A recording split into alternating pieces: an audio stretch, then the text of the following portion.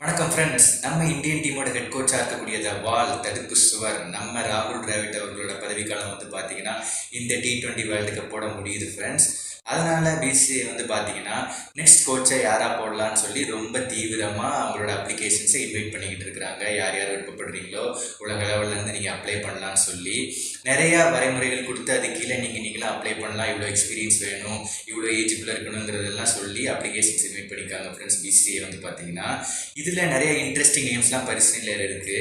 அதில் முக்கியமாக பார்த்தீங்கன்னா நம்ம சிஎஸ்கே டீமோட ஹெட் கோச்சாக இருக்கக்கூடிய ஸ்டீஃபன் ஃப்ளெமிங் அவர் பார்த்தீங்கன்னா ஒரு முன்னாள் நியூசிலாந்து கிரிக்கெட் பிளேயர். அவர் கேப்டன்ஷிப் கூட பண்ணியிருக்காரு அங்கே நியூசிலாந்து டீமுக்கு.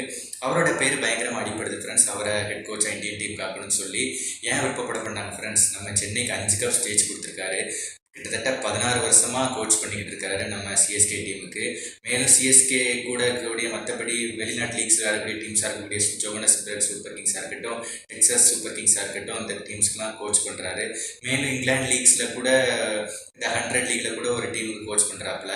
அதை தாண்டி பிக் பாஸில் ஆஸ்திரேலியன் பிக் பாஸில் கூட ஒரு டீமுக்கு இந்த வருஷம் ஒரு கோச் பண்ண சான்சஸ் இருக்குன்னு சொல்லப்படுது.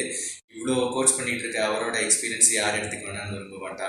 அதனால கண்டிப்பாக அவரை கோச்சாக போகணும்னு சொல்லி தான் பிசியை ரொம்ப விரும்பிக்கிட்டு இருக்காங்க. அதே நேரத்தில் வேற எல்லாரோட நேம்லாம் யார் யார் அடிப்படுதுன்னு பார்த்தீங்கன்னா நம்ம கௌதம் கம்பீருங்க.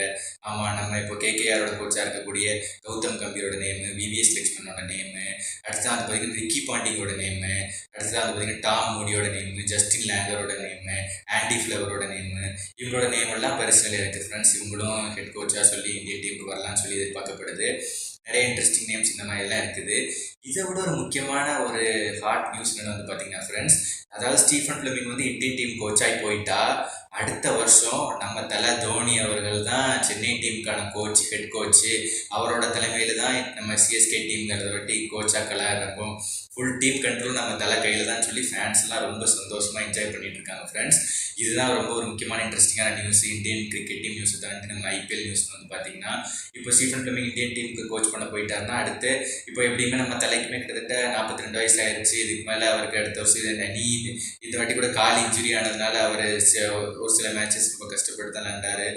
லாஸ்ட் சீசனும் கொஞ்சம் இன்ஜுரிஸ்னால கஷ்டப்பட்டாருங்கிறதுனால நம்ம தலைக்கு வயசாகிட்டு இருக்க காரணத்தினால அடுத்த வருஷம் கண்டிப்பாக கோச்சாக தான் கிளம்புறப்படுவார். இந்த சீசன் அவரோட லாஸ்ட் சீசன் சொல்லி பேசப்படுது. அவருக்கு விளாண்டுட்டே தான் நம்மளுக்கு சந்தோஷம் தான் ஃப்ரெண்ட்ஸ். இருந்தாலும் அவரோட ஃபிட்னஸ் முக்கியம் தான். அதனால அவர் நம்ம தலை தான் அடுத்த வருஷம் சென்னைக்கான கோச்னு சொல்லி சொல்லப்படுது ஃப்ரெண்ட்ஸ். அதே நேரத்தில் நம்ம இந்தியன் டீமுக்கான கோச்சஸ் இத்தனை பேர் பட்டியலில் இருக்காங்க. நீங்கள் இதில் யார் கோச்சாக இந்தியன் டீம் வருவாங்கன்னு சொல்லி எதிர்பார்க்குறீங்க ஃப்ரெண்ட்ஸ். அடுத்து தாண்டி சிஎஸ்கேக்கு தோனி வரக்கூடிய கோச்சாக வரதில் உங்களுக்கு எவ்வளோ சந்தோஷங்கிறதை கண்டிப்பாக கமெண்ட்ஸ் லீவ் பண்ணுங்கள் ஃப்ரெண்ட்ஸ். ரெண்டையுமே அடுத்ததான் நம்ம இந்த வீடியோ லைக் பண்ணுங்கள், மறக்காமல் நம்ம சேனலை சப்ஸ்கிரைப் பண்ணுங்கள் ஃப்ரெண்ட்ஸ். நன்றி.